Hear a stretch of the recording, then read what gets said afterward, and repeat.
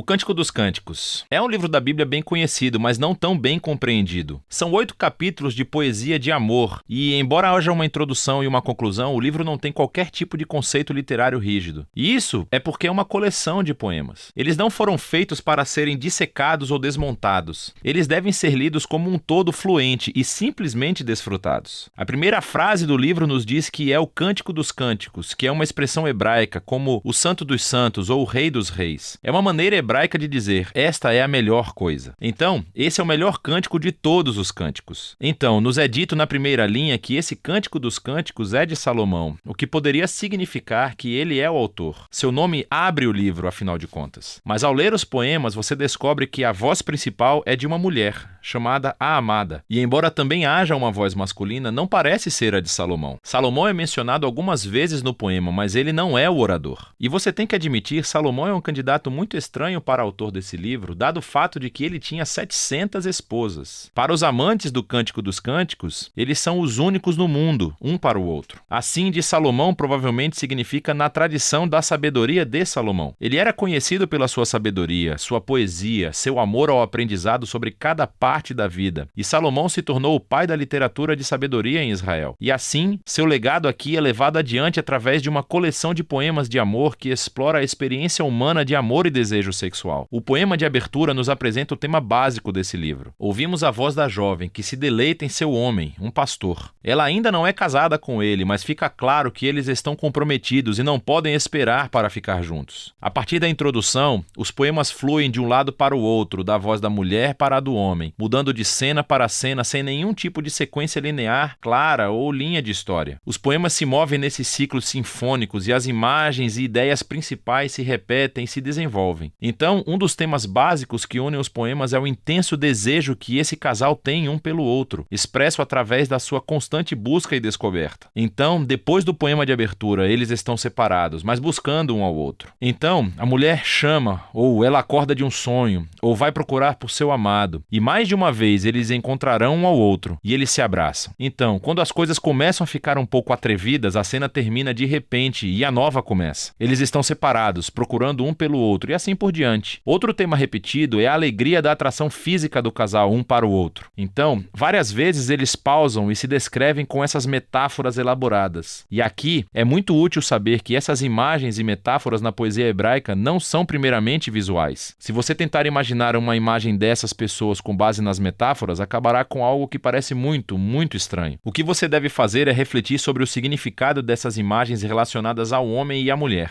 Então você lerá os ciclos poéticos e a atenção continuará aumentando no desejo, alegria e atração que eles sentem. E essa repetição em espiral é uma maneira poética de aumentar e focar o mistério e o poder do amor sexual. Tudo se encaixa na conclusão, que faz uma pausa para resumir o que são esses poemas. O amor é tão forte quanto a morte. Suas paixões são duradouras como a sepultura, suas labaredas são de fogo, uma chama divina. Muitas águas não podem extinguir o amor. Rios não podem varrê-lo. Se algum homem tentasse usar todas as suas riquezas para comprar o amor, a sua oferta seria desprezada. O poema destaca o poder e a intensidade do amor. Como é bonito, mas também perigoso. Como o fogo, o amor pode destruir as pessoas se elas forem maltratadas ou ser estimulante se estiverem protegidas. No fim das contas, o amor expressa o desejo humano insaciável de conhecer e ser totalmente conhecido e desejado por outro. O amor é uma das experiências mais transcendentes e misteriosas da vida humana. E como parte da tradição da sabedoria da Bíblia, esse livro diz que é uma dádiva de Deus. Depois disso, há um poema estranho sobre Salomão tentando fazer o que o poema anterior acabou de dizer que era impossível: comprar o amor. A mulher rejeita a oferta de Salomão e, em seguida, o livro conclui com o homem e a mulher. Eles estão separados novamente, na busca de um pelo outro. Ele liga para ouvir a voz dela. Ela implora para ele fugir com ela, e assim o livro termina. É totalmente aberto. Mas isso é muito parecido com o amor, que nunca termina verdadeiramente, porque há sempre mais para descobrir e perseguir em sua amada. E o verdadeiro amor não tem fim, e nem esse livro. Agora, através da história, a grande questão levantada pelo Cântico dos Cânticos é: o que raios a poesia de amor está fazendo na Bíblia? Houve 3 interpretações principais desse livro ao longo da história. Na tradição judaica, era lido como uma alegoria. Cada personagem é um símbolo. Então a mulher é Israel, o homem é Deus, e o seu amor é um símbolo da aliança entre Deus e Israel feita no Monte Sinai, na entrega da Torá. Essa visão fluiu para a tradição cristã, mas os personagens foram trocados. Então é sobre o amor de Cristo Cristo pelo seu povo, a igreja. E essa interpretação foi inspirada pelas palavras de Paulo em Efésios 5, de que o amor de um marido cristão pela sua esposa é um símbolo do amor de Cristo pela igreja. O que é interessante é que nos últimos 100 anos, descobertas arqueológicas entre antigos vizinhos de Israel no Egito e na Babilônia revelaram todos os tipos de poesia amorosa antiga, que é muito semelhante em linguagem e imagens ao do Cântico dos Cânticos. Vemos que a poesia do amor era uma parte significativa do ambiente cultural de Israel, o que levou a maioria dos estudiosos hoje a ver o Cântico dos Cânticos como o que ele se representa, um arranjo de poesia amorosa israelita que reflete o dom divino do amor. Mas isso não significa que seja apenas uma antiga poesia de amor. Há uma característica fundamental desses poemas que se destaca quando você os lê como parte do Antigo Testamento, e esse é o uso irresistível de imagens de jardim. Há ecos poderosos do Jardim do Éden e da cena idílica entre o casal nos primeiros capítulos do Gênesis. Então, a imagem do homem e da mulher, despidos e vulneráveis, mas completamente unidos e seguros um com o outro. Isso ressoa no painel de fundo de Cântico dos Cânticos. É como se nesses poemas estivéssemos testemunhando o amor de um casal cuja relação não é contaminada pelo egoísmo e pelo pecado. E, finalmente, a canção mantém a esperança de que, embora nossos próprios relacionamentos sejam tão frequentemente distorcidos pelo egoísmo, o amor é um dom transcendente. E é para nos apontar para algo maior, para o presente do amor de Deus que um dia permeará e transformará seu amado mundo. E é disso que se trata o Cântico dos Cânticos.